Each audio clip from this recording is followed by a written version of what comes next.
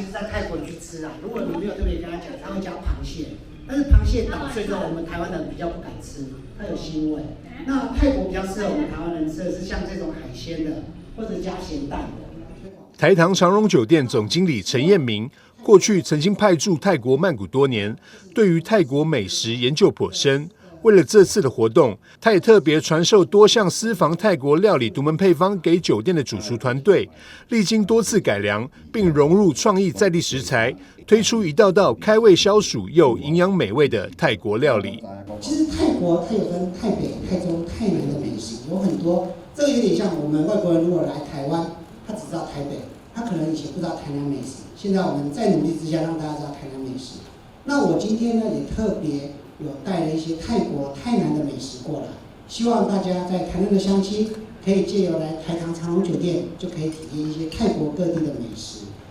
台糖长荣酒店主厨也在现场示范酸辣海鲜沙拉的做法，道地的配方加上些改良，让这道料理不止泰国人说好吃，就连台南的民政局长也大力推荐。泰国美食的特色是以香料较济啦，香料吼，因为咱中国爱台湾的食物的部分，用香料机会较少，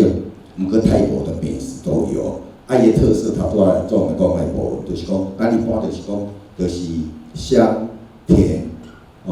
酸、辣的这个特色啦吼。伊挂热价吼，会开胃啦。